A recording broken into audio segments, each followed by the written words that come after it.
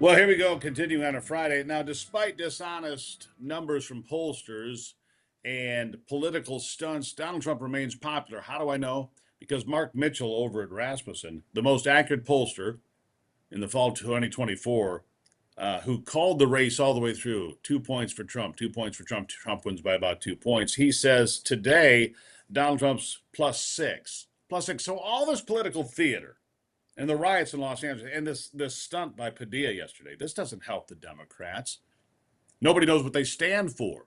Republicans stand for lower taxes, secure borders, a future for our kids. Here with me now, Michael Whatley, the chair of the Republican National Committee, to take a closer look. Michael, nice to see you again. It's good to be on with you, sir. Greatly appreciate it. Look, this stunt by Padilla yesterday is about as egregious as I've seen. I mean, he comes in there, tries to rush the podium, and then, does it. It's a stunt for the cameras. But none of this is working. Look, I can read polls as well as anybody. I can see these bogus polls. Oh, Donald Trump's 10 points in the hole. No, he's not. Look, I live in the real world. I am yet to meet the person that voted for Donald Trump who says, I'm really disappointed. I wish I'd voted for Kamala Harris. I've never met that person. Maybe they exist and they tell me they do, but I've not found one living in the wild. Where are we today as we head toward the midterms?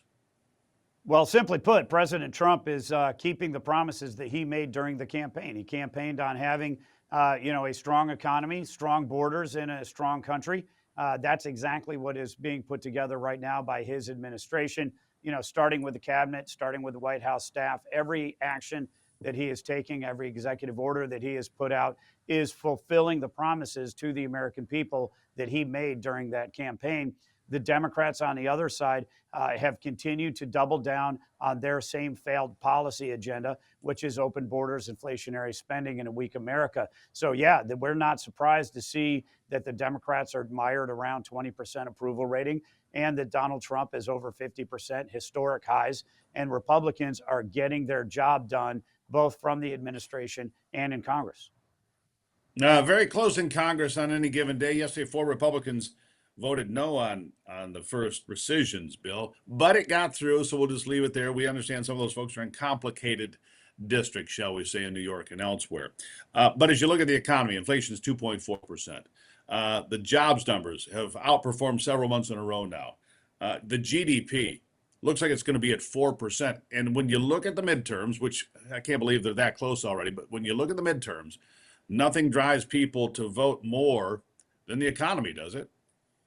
No, you nailed it, right? This midterm election cycle is going to focus on agenda, whether or not the Republicans are actually able to fulfill the agenda that they were given a mandate that they campaigned on back in 2024.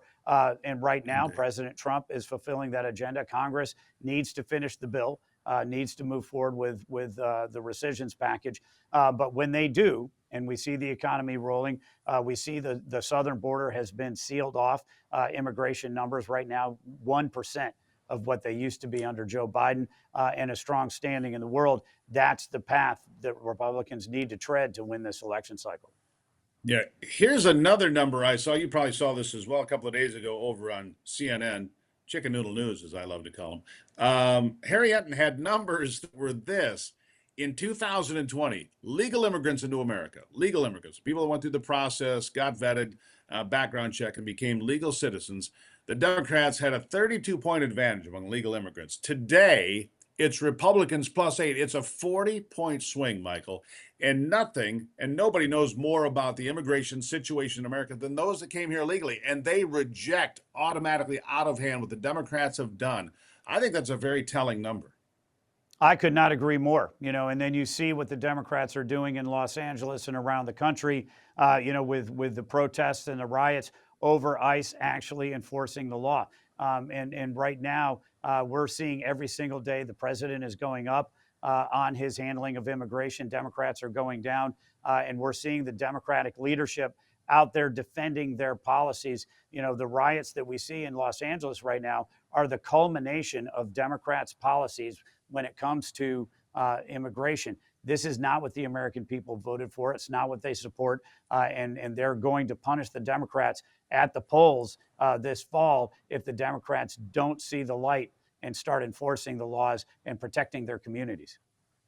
I mean, how embarrassing! I'm gonna cite this from ABC News. I couldn't believe I heard this earlier this week. One of the correspondents from ABC News in Los Angeles says they're not rioting here. They're just some people having fun watching cars burn.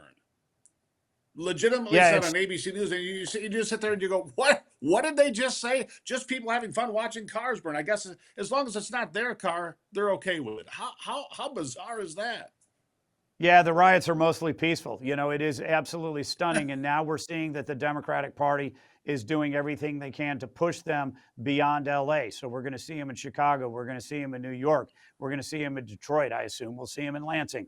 You know, that all across the country, the Democrats are doing what they can to try and push the narrative that there is chaos across the country. The fact is, these are well organized, well funded protests that are coming from the left to try and disrupt the agenda that Donald Trump and the Republicans are pushing. The American people don't want chaos. The American people want safe communities. They want their kids to be able to go to school and get an education instead of woke ideology indoctrination, right? So every single Yeah. time we see an 80-20 issue, the Democrats are reflexively going to the 20% side and doubling down on stupid. They learned absolutely no lessons from their losses in 2024. They're going right back to that same failed playbook. And you look at Kamala Harris and Tim Walz and Jasmine Crockett, AOC, and the rest of the Democratic leadership team, it's a jailbreak to the left. The American people are not going to follow them. You know, and I think you're exactly right about that. I mean, you look at the polls. I mean, I can see garbage polls the same as you can, but I trust what Mark Mitchell's done at Rasmussen and some others out there, Rich Barris and others have good polls that stood up and stood the test of time. But you couldn't ask from your side of the street. And look, I wish California would take care of itself and figure out its problems.